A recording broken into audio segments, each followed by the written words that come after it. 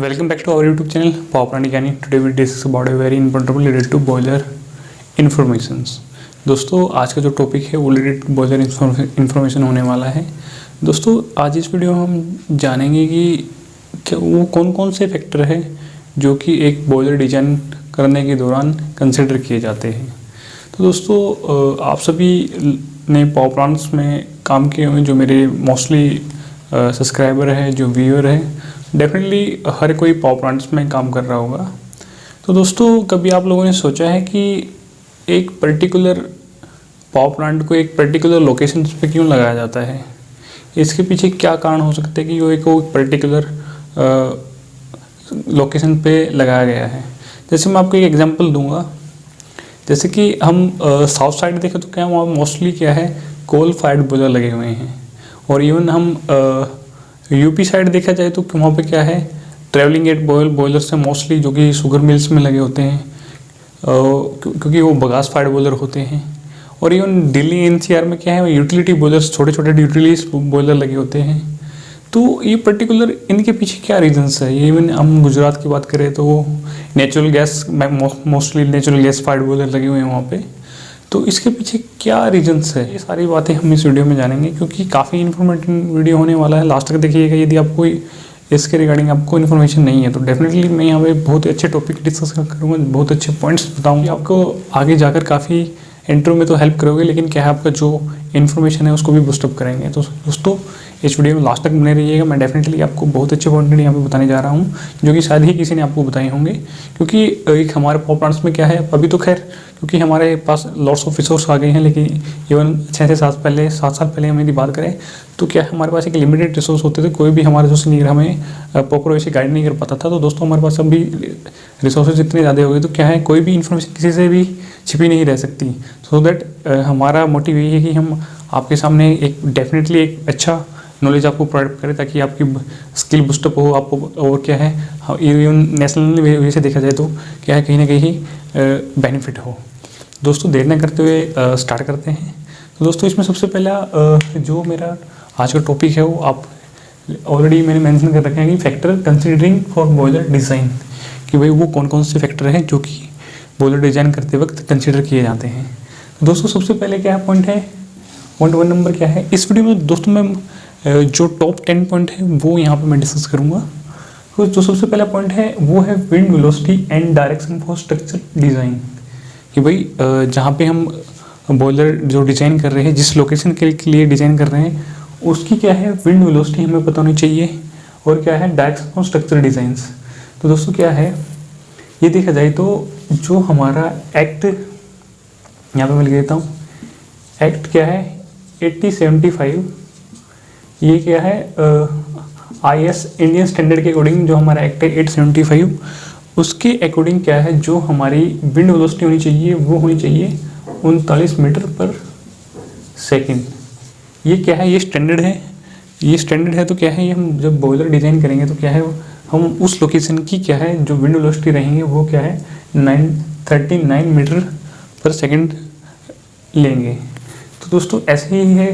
Second point है seismic coefficient as पर 1893 zone 1। सबसे पहले यहाँ पे एक वर्ड आता है सिस्मिक। बहुत से लोगों को नहीं पता होगा व्हाट अबाउट द सिस्मिक। तो मैं आपको यहाँ पे बताना चाहूँगा जो सिस्मिक होता है वो होता है भूकंप या फिर भूकंपीय। ये क्या है, जो सिस्मिक कोफिशिएंट है एज पर 1893 जोन 1, इसमें क्या है, इसमें टेबल दे रखी है जोन 1 के अकॉर्डिंग। स्पोदैट की जोन 1 में हमारे स्पोदैट में एग्जाम्पल ले रहा हूँ। स्पोदैट की जोन 1 में हमारा दिल्ली NCR एरिया आता है। तो उसमें स्पोदैट की जो भूकंप आता है वो 8 डेसिमल के उससे आता है।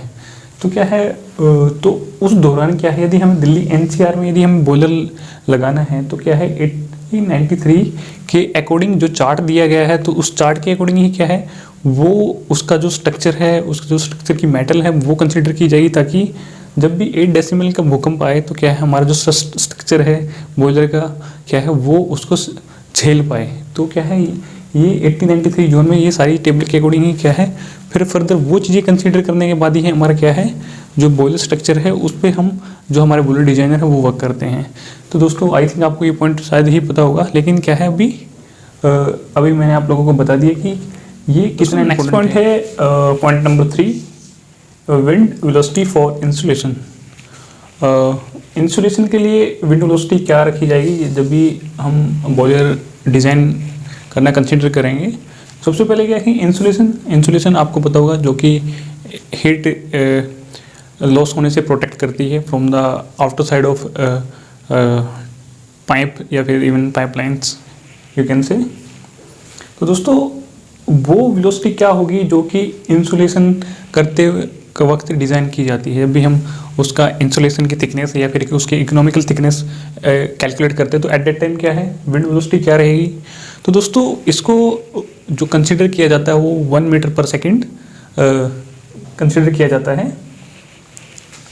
तो दोस्तों क्योंकि जो भी हम कैलकुलेशन करते हैं अंदर even you can say efficiency calculations, तो फिर दोस्तों क्या है, जो आउटर साइड में जो वेलोसिटी रहेगी विंड की, तो क्या है यदि वो हायर रहेगी तो क्या है उसके अकॉर्डिंग ही जो सरफेस से हीट लॉस होगा वो उस पर डिपेंड करता है।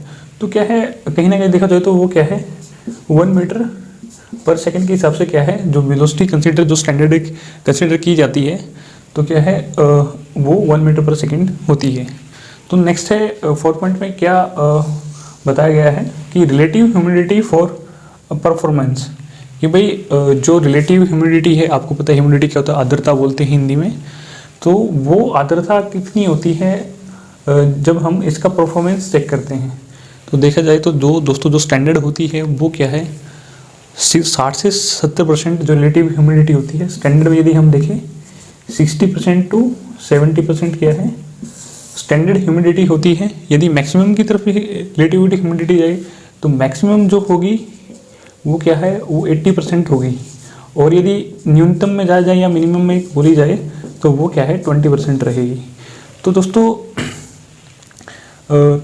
हम इसमें क्या है जो हम स्टैंडर्ड कैलकुलेशन की बेस से चल रहे हैं तो क्या है जो स्टैंडर्ड रहेगा वो क्या है 60 to 70%, जो कि हर एक लोकेशन के लिए एप्लीकेबल होगी, वो क्या है 60 to 70% हम इसको कंसिडर करेंगे।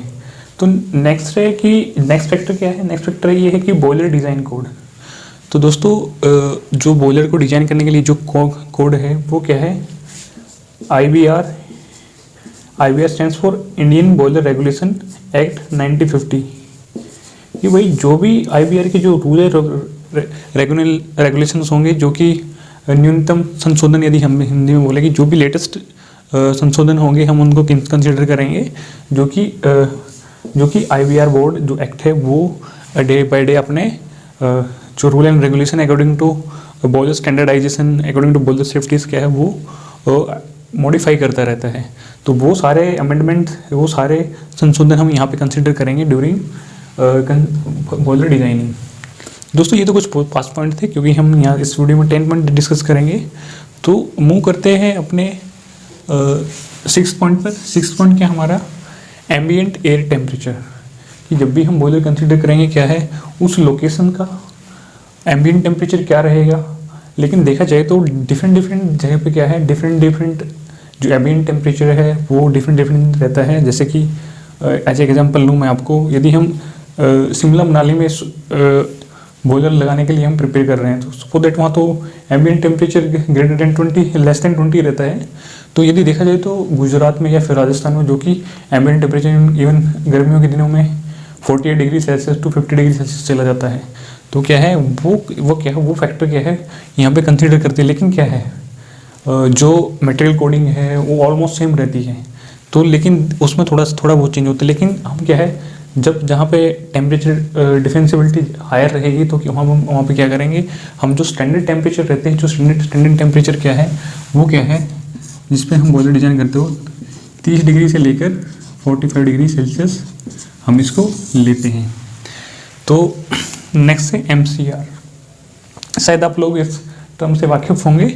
MCR इसको बोला जाता है मैक्सिमम कंटिन्यूस रेटिंग, कि भाई वो बॉयलर की अधिकतम कार्य क्षमता एक जो कि पर्टिकुलर टेम्परेचर प्रेशर पे हम कैलकुलेट करते हैं, उसको क्या है हम मैक्सिमम कंटिन्यूस रेटिंग कहते हैं, जो कि टन पर हावर या फिर किलोग्राम पर हावर में हम डिनोट करते हैं। या दर्शाते हैं। तो दोस्तों नेक्स्ट है ऑपरेटिंग प्रेशर और टेम्परेचर। भाई जब भी हम अपना बॉयलर डिज़ाइन करते हैं, जो डिज़ाइनर्स हैं अपने जो बॉयलर डिज़ाइन करते हैं, वो क्या है एक पर्टिकुलर जहाँ पे जिस तरीके का रिक्वायरमेंट है हम वो क्या है पहले उससे ये पता कर लेते हैं कि भाई आपके जो प्रोसेस है उसमें क्या टेम्परेचर चाहिए, क्या प्रेशर चाहिए, उसी के अकॉर्डिंग ही वो क्या है वो अपना प्रोडक्ट डिलीवर करते हैं। तो सबसे पहली रिक्वायरमेंट क्या होती है कि भाई एज पर प्रोसेस कितने सैचुरेटेड स्टीम चाहिए या फिर सुपर हीटेड स्टीम चाहिए। सो दैट की जो प्रोसेस है, प्रोसेस के लिए क्या है वो सैचुरेटेड स्टीम काफ़ी प्रेफरेबल रहती है। और लेकिन इवन यदि हम इलेक्ट्रिसिटी जनरेट करते हैं तो वो क्या है वहाँ पे सुपर हीटेड स्टीम रिक्वायरमेंट होती है। तो दोस्तों कई बार क्या है जैसे कि बॉटलिंग्स इंडस्ट्रीज होती है, वहाँ पे क्या है वेस्ट स्टीम चाहिए होती है वो बॉयलर्स को बॉटलों को क्लीन करने के लिए। तो देखा जाए तो कहीं ना कहीं क्या है अपना जो रिक्वायरमेंट है, प्रोसेस रिक्वायरमेंट है, उसी के अकॉर्डिंग क्या है किस टेम्परेचर की, किस प्रेशर की स्टीम प्रोसेस में चाहिए, ये भी एक फैक्टर है बॉयलर डिज़ाइन करने का। नेक्स्ट है और काफ़ी इंपॉर्टेंट पॉइंट है टाइप ऑफ फ्यूल, कि भाई किस तरीके का ईंधन आप बॉयलर में जलाओगे। इस प्रोजेक्ट मैं आपको स्टार्टिंग में मैंने इस इंट्रो में ही मैंने आपको बताया था कि भाई एक स्पेसिफिक लोकेशन पे स्पेसिफिक टाइप्स के बॉयलर लगे हुए होते हैं, उसके पीछे क्या रीजंस है। तो दोस्तों रीजंस इस पॉइंट में मैं आपको क्लियर करूँगा। देखा जाए तो मैंने एक एग्जाम्पल किया था कि भाई यदि हम यूपी की तरफ जाएंगे तो क्या है वहाँ पे travelling gate bore bagasse fire bores आपको वहाँ पे लगे मिलेंगे। क्यों? क्योंकि वहाँ पे गन्ना अधिकतम मात्रा में होता है, जिससे कि शुगर मिल्स चलती है।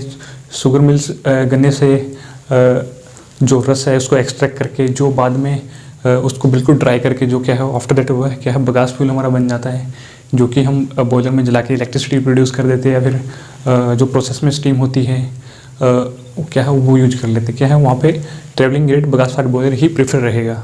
तो इसी तरीके से जैसे कि मैंने जो अपने साउथ साइड में क्या है मैक्सिमम क्या है कोल फायर बॉयलर लगे होते हैं, वहाँ पे क्या है आसपास में काफ़ी लॉन्ग शॉर्ट डिस्टेंस पे क्या है कोल की अवेलेबिलिटी है, ट्रांसपोर्टेशन फैसिलिटीज़ हैं, तो क्या है वहाँ पे मैक्सिमम क्या है जो अपने कोल फायर यूनिट्स है वो लगे हुए हैं।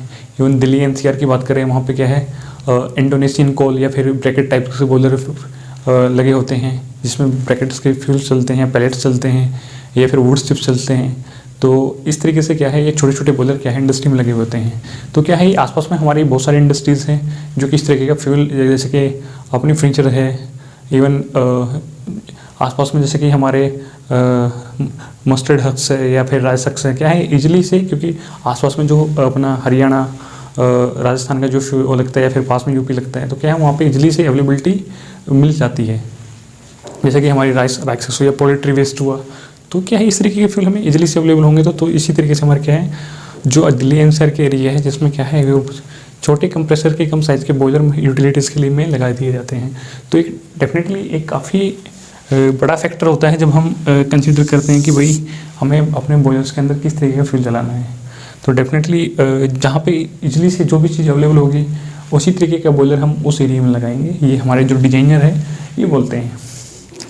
तो दोस्तों इसका जो लास्ट पॉइंट है वो peak capacity of the boiler की अत्यधिक क्षमता जो बॉयलर की काम करने की, कि भाई वो जो पीक कैपेसिटी है ऑफ द बॉयलर उसको किसी ये भी हमें कंसिडर करनी पड़ती है। कई बार क्या होता है फॉर दैट कि हम हमारा जो बॉयलर है फॉर एग्जांपल मैं आपको यहाँ पे ले रहा हूँ कि भाई 40 TPH है उसका, कि जो उसका MCR है वो 40 TPH है।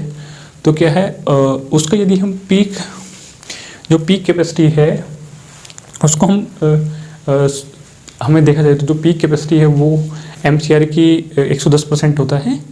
तो क्या है वो हम कब तक और कितने टाइम ड्यूरेशन के लिए हम उसको अलो कर सकते हैं। तो दोस्तों यदि देखा जाए तो जो पीक कैपेसिटी ऑफ बॉयलर है वो क्या रहेगी, वो रहेगी 30 मिनट इन 8 आवर। कि भाई यदि आपको पीक लोड चलाना है बॉयलर्स के ऊपर जो कि MCR से 110% हायर होता है, तो दोस्तों वो सिर्फ आप चला सकते हो 8 घंटे के अंदर 30 मिनट के लिए। यदि दोस्तों आप इससे ज़्यादा चलाओगे तो कहीं ना कहीं आपकी जो बॉयलर है उस पर लोडिंग बढ़ेगी तो क्या है उसमें टीयर वीर बढ़ेगा तो फाइनली क्या है जो अपनी वाटर वाल्व ट्यूब्स है या फिर सुपरेटेड ट्यूब्स है वो क्या है रप्चर होने के काफ़ी हायर चांसेस या फिर बॉयलर एक्सीडेंट्स के या फिर बॉयलर एक्सप्लोजन्स के काफ़ी चांसेस बढ़ जाते हैं। तो दोस्तों ये कुछ पॉइंट मैंने यहाँ पे डिस्कस किए जो कि factor considering for boiler design के लिए थे। तो दोस्तों आप इनमें से आपको लगता है कि कोई पॉइंट आपको अंडरस्टैंडिंग में थोड़ा सा ईजी नहीं हो तो प्लीज़ आप नीचे कमेंट सेक्शन में बताइए। डेफिनेटली मैं आपको कमेंट सेक्शन में आके आपको अच्छे से इसको डिस्क्राइब करूँगा। तो दोस्तों आज के लिए इतना ही काफ़ी है। यदि आपको ये एफर्ट मेरे द्वारा लगाया गया आपको अच्छा लगा, ये वीडियो आपको अच्छा लगे, इससे कुछ इन्फॉर्मेशन आपको मिली है तो प्लीज़ एक लाइक ज़रूर करिएगा। यदि आप चैनल पर नए हो तो प्लीज़ इस चैनल को सब्सक्राइब कीजिएगा। और दोस्तों जल्दी ही मिलते हैं एक अच्छे टेक्निकल वीडियो के साथ। तब तक के लिए जय हिंद, जय भारत। और वीडियो को एंड करने से पहले एक रिक्वेस्ट करूँगा कि दोस्तों एक लाइक या फिर एक कमेंट जरूर करके जाइएगा, क्योंकि हमें इसको आपके एक लाइक और कमेंट से काफ़ी मोटिवेशन मिलता है, जिससे कि हम फर्दर वीडियो बनाने के लिए प्रेरित होते हैं। तो दोस्तों bye bye, take care, have a good day.